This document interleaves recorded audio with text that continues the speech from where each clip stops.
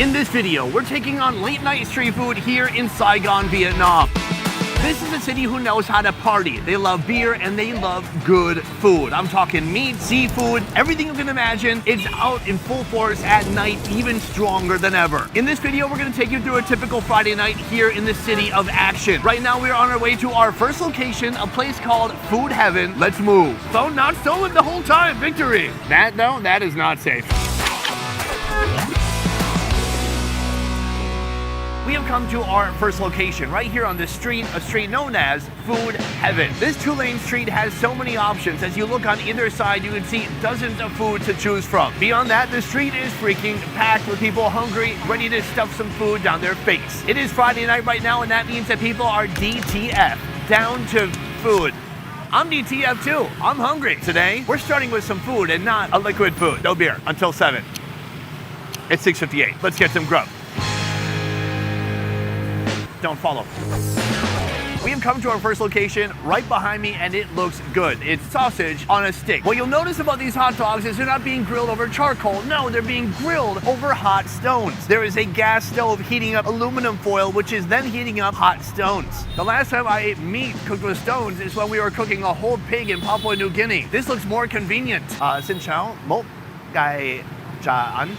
All right, so she grabs one, then she comes back over here. She puts it in a cup. She has a sauce. It's a thick sauce. It looks like perhaps a tamarind sauce. Then there's another spice that goes on top of it. Then she hands it to me. Let's go try it out.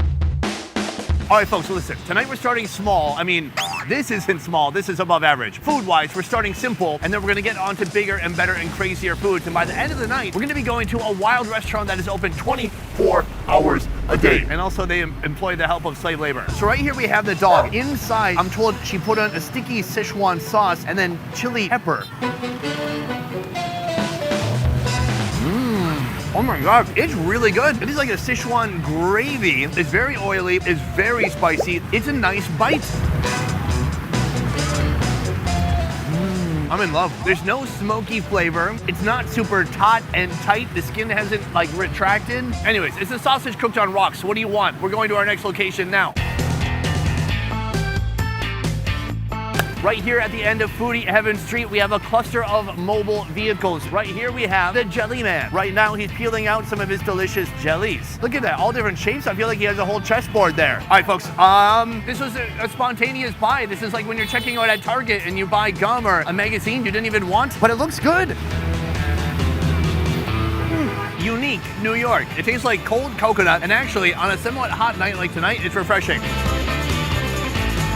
Meanwhile, I will hand that off to somebody off screen. As we go further back in the caravan, you'll find other interesting foods. For example, right here, we have loads of skewers, very colorful. Look, they've got mock crab, little sausages, fish balls. Over here, they have that, well, some of these might have some unnatural food colorings involved in their making. If you order that, it all goes back here. Right now, we can witness a couple of people who are ordering, and he's gonna do the move right now. He takes it off the skewer, he puts it in the oil. This looks fantastic. Am I gonna eat it? Absolutely not, because I'm gonna get that over there. It's a special type of sandwich. Right here we have a mobile sandwich vendor. That means she's got a sandwich cart and all of it is on a motorbike. I wouldn't usually eat at a place like this, but I feel bad for this lady. She has a rare foot condition. It's really fucked up. Look, we can't control what hand we're dealt in life, and you also can't control what foot you're dealt. And those are some pretty bad feet. So the least I can do is buy a sandwich from her. That's what I'm gonna do next. Một bánh mì John. Oh, it all starts with the banh mi bread, classic. Over here, she gets a sauce. It's made with oil, salt, and palm sugar. It looks very sweet. Oh, and then the whole banh mi goes on the grill itself. They're gonna grill the entire bread, warming it up nice and hot. The next step, she layers in delicious,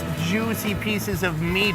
Next, pickled papaya, pickled chilies, and garlic. It all wraps up with a delicious brown sauce. And then right here, we have an orange sauce. And that is how you make a Cambodian banh mi here in Vietnam. Let's try it out. It looks amazing. All right, guys, we have a delicious sandwich here for $1.35. It looks gorgeous. And honestly, the smell of pickled garlic is so strong coming off of this thing. There's two different types of beef on either side. What she's done here, it is quite a feat. Dang it. I keep thinking about her weird feet. All right, let's give it a shot. It's so good. Automatically, I'm in love with this. The pickled papaya. There's so many sour notes. It's sweet. The meat, imperceptible. Can't really notice it. Then there's a strong garlic flavor. It is such a medley of powerful flavors, and flavors I'm not used to seeing on a banh mi. I love it. The bread on the outside, it's like a little bit flaky, a little bit toasty. This, I absolutely love it. I think the only thing that can make this better is if it was a foot long. Oh God, foot. Oh no. Okay, I gotta go. No, okay. Next location, let's go. Foot long, oh. We have come to our next location right here. Come take a look at all these people. They have come here for one food and one food only. Known in Vietnamese as Ao. What's that mean? That means snails and shellfish. Here's what I like about this place. First of all, it's not on wheels. When I see a restaurant on a motorbike, I think cool, but I also think, what if they don't like me? Their whole restaurant can leave, not just them. Ao is one of the classic late night drinking party foods of Vietnam. And right here, they have so much to choose from. You can see right now, look. Wow, I literally burned the hair off my knuckles, but I didn't really need that anyways. Look at that flavor in there. He just melted down a bunch of sugar, salt, there's chilies, MSG, the holy trinity of flavor in Vietnam. Right here we have beautiful scallops. We have other shellfish next to that. We got some abalone right here. And then we have something that's semi-medieval. Right here, that's a live crab. It seems like it broke some kind of cardinal rule among crabs, and now it must be embarrassed and humiliated in front of its other crab friends. What did this crab do? This is a delicious type of clam called hen. These are known as squid teeth. When you look at a squid, and if you kind of look up its skirt, you will see underneath there's a beak. What they do is they take out that beak, and that remaining ball of muscle, that is cooked and eaten. All right, folks, I've entered the first cooking zone right behind me, a charcoal grill, and then here's my seafood. These are 5 large snails known as gray bonnets. So here's how it works. They take the snail, they pluck out the meat, they cut it in half, and then they jam it back into the snail's home. From there, they throw it onto the grill. So aside from the grilling station, they also have this, the saute station. It's so much fire, seafood, noodles. Those are crab claws. And then our food, I didn't even notice, has been started already right here. Come take a look. That is full of those delicious squid teeth, cooking inside a delicious margarine, cashew oil, sugary chili creation, a concoction that is so flavorful, it'll make your toes curl. In just a few more minutes after those squid teeth cook through, we're gonna sit down and try out this delicious late night seafood. Let's do it. When it comes to late night street eats in Vietnam, I mean, this is it. It's noisy, frenetic. The smells are outstanding. It's a great vibe. Let's talk about what we got at the table. First of all, these glorious grilled snails coming in at $1.60. How much is that per snail? Come take a look. That is a beautiful, wrinkly old snail. And they've got like a wonderfully thick, sweet-looking fish sauce on there. Let's give this one a shot. Oh God, it's so good. Everything they cook here has that holy trinity of flavor. Sugar, salt, MSG. It's sweet, it's savory, it's flavorful. I love it. And then the snail itself, very dense, chewy, fun to bite on. That is a classic drinking food. Here they have beer with ice and for some reason, a gosh dang straw. Do not put a sound effect in as I drink this beer. I said not to. Now I look like a kid drinking beer. On to our next food right here, coming in at $4, the squid teeth. It looks like they've been put into nacho cheese. The sauce looks insane. It's a vibrant, unnatural, yellowy orange hue. The smell. It smells sweet. The ones we showed you on camera, yeah, those ones that you're looking at right now, turns out that was some other guys. Who's eating those, by the way? These we didn't get to see. What are they seasoned with? I'm told this is a salted egg yolk sauce. A very familiar flavoring here in Vietnam. You can see it's just a big, weird ball of muscle. These were nice, medium-sized squids. Guys, can we get it any f***ing brighter here? What are we doing? Look at this small. And this one too. All right, let's give it a shot. Salted egg yolk and cooked medium rare. It's very tender. It's like those super bouncy balls that you got out of a vending machine when you were a kid. It's like eating one of those, but more delicious. It's delicate and chewy at the same time. Hard to describe. Meanwhile, that flavor, that salted egg yolk, savory, thick, a little chalky, but delicious. Cleanse the palate. We move on to our final food. Right here we have a dish called hen. For $2.80, you can have 5,000 creatures that have been plucked from a shell so they could join us tonight on this plate. You can see there's a load of seasonings. They've got some shallots in there. They've got peanuts. Now the way you eat it, it's kind of like a Vietnamese nacho minus the cheese. We've got this, a cracker. Ooh. No, not me. This is a cracker made out of rice flour. It's very crunchy. Let's break it, give it a little bit of a scoop. That's at least 1,000 clams. It looks so delicious. Let's give it a shot. Oh my God, this is delicious. It tastes of lemongrass. It's very fresh. It's herbaceous. And the texture of these little tiny clams, it's like a clam mince. It is a perfect flavor combination. Crunchy with nice, meaty, satisfying clam. So that is 3 seafoods for about $15. But who cares about the price? Tonight, it's all about the fun. And from here, we're heading to a drinking establishment that has some wild food. Wow, do you want a giant piece of ice? People here party from a very young age. All right, let's move. We have come to our next location, and this is a drinking establishment if I've ever seen one. This is where you get the classic combinations of great drinking food and beer. Fun fact, in Vietnam, mainly people when they go out, they drink beer, and they drink a lot of beer with ice, sometimes through a straw. Here, the name of this place translates to drink whenever you're free, a motto I live by. In a moment, we're gonna step into the kitchen to see how they make some of their more unique drinking foods, but first, let's check out the aquarium. Wow, look at these cool guys. Hey! They brought their own music. Yeah, look at these. Yeah. Bunch of dudes. Where are the ladies? No, oh, wow. Sounds like me in my 20s and most of my 30s too. Beer.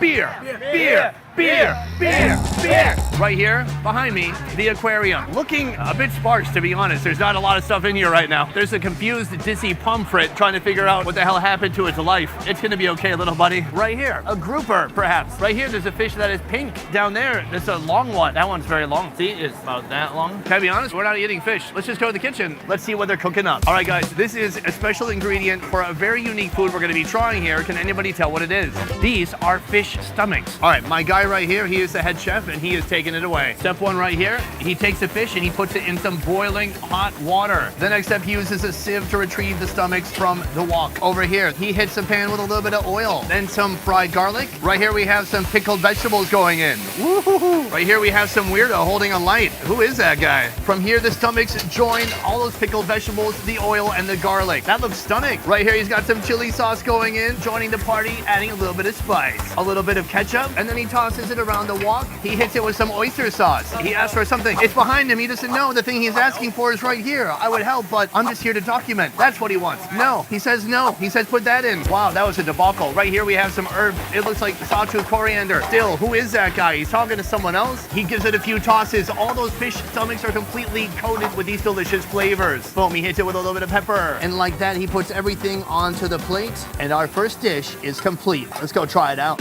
All right, folks, it's meal number, I don't know, I lost count. Let's talk about the food on the table. These are the stomachs of a snakehead fish. This is what I love about Vietnam is you just think fish stomach, gross, ew, why eat that? I'm from Minnesota. We fish a lot. We take the entrails, we chuck them in the garbage. Here, they take the entrails and they think, profit. Is it gonna be good? I've had fish stomachs in the past and they were not bad. Let's go for it. Wow, it started strong and then it faded a little bit, like Tyson during the Tyson-Paul fight. When you first take a bite, you get a hit of that sauce. It's very savory, it's salty, it's full of flavor, you're getting a little bit of spice, but then you get into that freshwater fish flavor. It's got some minerality to it. It tastes like the river, and that is a strange flavor to emerge as you're eating this unique food. Yeah, it's weird. I like it, but look, this is the type of food you share with a table of 10 people. Like these guys. Is that guy sleeping or dead? Is he okay? He said he drank too much, and cheers to that. Apple juice, by the way. All in all, I'm a fan. So that is our first dish, the fish stomach, but now we're gonna head back into the kitchen to see how we make this. We are back in the kitchen for another special ingredient. This is braised cow tail. You can see right there, that is the bone in the middle, and then the cow skin and meat around. It looks fascinating. How do they make it into a palatable dish? Let's find out. It all starts with oil. He hits it with some garlic, and then right here, some satay sauce. Right here, he's got some cashew oil, and then he puts in the tail of the cow, joining all those flavors. It's gotta get coated. It's gotta be covered from head to toe. I mean, from mainly it's in the tail region. Chole chili sauce makes an appearance, adding a little bit of kick. Right here, a big pot of oyster sauce gets included. Onions, green onions, a little bit of chilies in there too. That goes inside, it joins the pot. It looks delicious. Boom, he tosses it to and fro. The fire is going wild. That once boring meat has now been coated with a load of flavor. Oh, he puts it on the plate and you can see that beef is simply glistening in glorious Vietnamese saucy fashion. At last, the dish is complete. Let's go try it out. So here we have the final product, cow tail, coming in at $5 $2.50. There's a big difference between Vietnamese cows and American cows. If you're getting an oxtail soup in Miami, you're gonna see some big plump tails. The tails are wide and they're full of meat. But then you come to Vietnam and you see their little brown cows, they have little rat tails. That's what you're seeing here. This is a thicker part of the cow tail, and there's not a lot to it. You've got the bone, a little bit of protein, and then that thick cow skin on the outside. Let's give it a shot.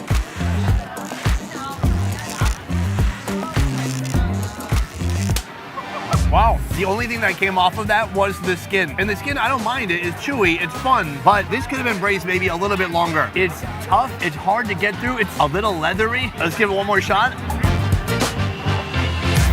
Okay, I like cow skin. The flavors on here are very good, very flavorful. Right here, let's see if this beef is willing to come off. It's not. It ain't happening. So what did we learn? Never expect anything cool or awesome to happen ever. I was looking forward to something like an oxtail. I thought it was gonna be braised and soft and I'm just gonna have this sumptuous fatty beef in my mouth. Instead, I almost broke my retainer.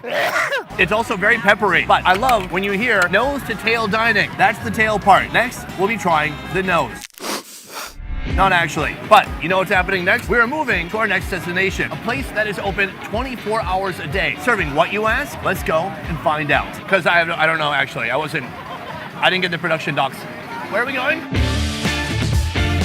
It is getting late and we have come to our next location. Right now we're on a place known as Out Street. This is where you find a lot of seafood restaurants back to back to back. It is party central here and I love it. Behind me, our next destination. Here, yes, they could cook the food in the kitchen, but instead what they do is they have you cook it at the table. What are we cooking up tonight? Let's go sit down and find out. All right, folks, we are now inside of the restaurant. I'm so pumped to be here. We have 25 different flavors of oyster right here on the table. And then we have this, our appetizer, the flaming coconut. Take a look at this thing. This thing is full of sauce. You've got mussels here and cheese on top. It's an unusual combination of ingredients. Oh, shit. He just lit it on fire. So for a little while, that's gonna bake, I guess. While the coconut cooks, I'm gonna throw some oysters on this fire here. There's so many flavor combinations here. I want a corn oyster, mushroom oyster, all right, a little bit of a pizza oyster. This looks like peanut butter and peanuts. Oh my God, I've never had so many dangerous obstacles on a table while eating. There's fire everywhere. Mussels in a red sauce, I wonder what that is. Let's give it a shot, cheers. I like it. That's literally sweet ketchup with mussels. Let's see what's down here. First of all, just a thick layer of cheese melted on top. Let's give the cheese a shot.